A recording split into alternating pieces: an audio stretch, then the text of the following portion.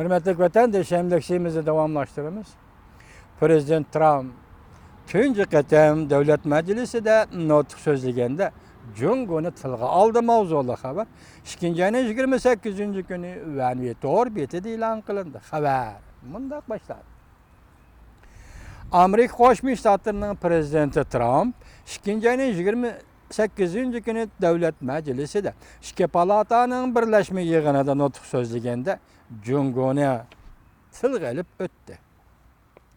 Prezident Trump avval o'zi Oqsaroyga kirgandan keyingi bir oy mobaynida ishlagan xizmat natijalarini bayon qildi.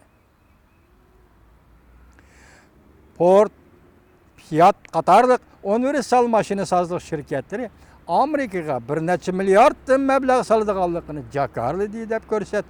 Buning bilan 10 minglagan, 100 minglagan amerikaliklar ishga o'rinlashadi.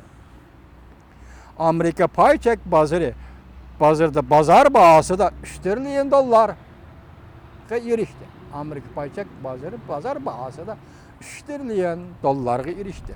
Demek Prezident Trump vazifeye oturgan bir aydan beri. Onundan başka biz çirikli işini tazaladık deb ko'rsatdi Prezident Trump. Prezident Trump dokladida mundaq ko'rsatdi. Keystone, Dakota, Access Pipelines qatarlıq turubu yatqızış qatarlıq joylarga turubu yatqızışga yo'l açdık. Demek asas qurilishni başladık demekçi. O'xshashli bu ham 10 minglagan, 100 minglagan kishilarni ishga o'rinlashtiradigan mo'yin xizmatdir. Amerika TPP kelishimidan chekinib chiqdi deb ko'rsatdi dokladida Prezident Trump. Xalqni qo'g'dash uchun Prezident Trump adliya organlariga buyruq tushirib, zo'ravonlikni azaytadigan guruhlarni qurishni, Davlat bexatarligi va Davlat amonlik ministerligining birlashib jinoyatchilar guruhiga zarba berishni talab qildi. Prezident Trump dokladida mundaq ko'rsatdi. Janub tarafga tom selishni tez orada boshlaymiz. Pütken aman, zəhərlik, çekim cinayetçilerini to'sadigan mo'yin qurolga aylandi. Biz tam salimiz tam zəhərlik çekim cinayetçilerini cheklaydigan, to'sadigan mo'yin qurolga aylanadi. Zo'ravonlik qarshi turish jihatda Prezident Trump Davlat mudofaa ministerligi buyruq berib, Asilarni yo'qotish planini almashtirib, ISIS'larni yo'qotish planini almashtirishni yoki yo'qotish planini jiddiy ishga oshirishni talab qildi. Kechiringlar, almashtirish emas, ISIS'larni yo'qotish planini ishga oshirishni talab qildi. Biz do'stlarimiz bilan birlikda bu dushmanlarni yer sharidan tozalaymiz dedi. Prezident Trump Iranni jazolash va Isroiliya bilan bo'lgan munosabatni mustahkamlash to'g'risida to'xtaldi. Prezident Trump Amerikaning navbatdagi qiyinchiligi, masalan, Shimoliy Amerika erkin savdo kelishimi imzolangandan beri Amerika sanoat sohasi 4dan 1 qism ishga o'rinlashtirish o'rnini yo'qotib qo'ydi.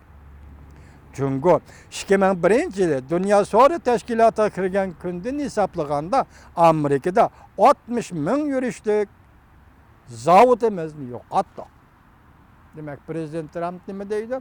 2001-yili Jungo Dunyo savdo tashkilotiga kirgandan boshlab hisoblaganda biz Amerikada 60 ming yurishlik zavodimizni ishdan to'xtatdik. Zavotimizdan ayrilib qoldik. Yoki 60 ming yurishlik zavodimizni yo'qotdik. Nima degan qo'rqinch sanay vatandoshim ey. Ya halimi chidab ketdi juma bu davlat ey. Qarab beqinga. 60 mingdan ortiq zavod Amerikadan ko'chib Jungoga kirib ketdi dedi. Jungoliklar ish tepib, pul tepib boy bo'ldi. Amerikaliklar o'rinlashlarga ish yo'q, ish o'rni yo'q dedi. Demak, Prezident Trumpning tutgan masalalar intayin halqiliq, intayin ko'rinarli, intayin muhim halqiliq masalalar ekanligini mushundan ko'rib olsak. Mushu Jungo to'g'risi to'xtaldi degan so'z faqat mush bir jumla. Onundan baş siyaset doğrusu, demek kişilik hukuk doğrusu, demek başka savdo meseleleri doğrusu to'xtalmagan gap. Faqat nima dedi? Jungo 2001-yili Dünya Savdo Teşkilatı kirgan kundan boshlab hisoblaganda Amerikada 60 ming şirket qo'ldan chiqib ketdi, yo'qoldi dedi. Sobiq prezident Obamaning tibbiy straxovaniyasi bekor qilinishga duch keldi. Prezident Trump davlat majlisining bu straxovaniya planini og'dirib bitishini talab qildi. Amerika'nın tashqi siyosati to'g'risida prezident Trump dunyo bilan bevosita, kuchli va ahamiyatli uchrashishni chaqiriq qildi. Biz NATO'ni kuchli qo'llaymiz. Lekin bizning ittifoqdoshlarimiz o'zining iqtisodiy majburiyatini ado qilishi lozim. Biz NATO, O'rta Sharq va Tinch okean rayonidagi ittifoqdoshlarimizni strategik va harbiy harakatlarda bevosita va ahamiyatli rolini joriy qildirishini umid qilamiz. Bu tashqi siyosat to'g'risida so'zliginim mana shu jumla. Bu prezident Trumpning tunigan davlat majlisi ikki palataning birlashma yig'inida so'zlagan nutqining to'liq tafsiri bugun atgan yetib keldi. Men uni ko'rishga ulgurmadim. Men faqat tanishtirish shaklidagi maqolada shunday deyildi. Demak, Jungo to'g'risida bir jumla. Jungo Dunyo savdo tashkiloti kirdi. Amerika 60 ming yurishlik zavodini yo'qotdi dedi. Yani tashqi siyosat to'g'risida mana shu O'rta Sharq va Tinch okean hamda NATO masalasi. Mushunchalik. Yani to'liq tekshirishni ko'rgandan keyin vatandoshlar bilan bu to'g'ri yani so'zlashishimiz mumkin.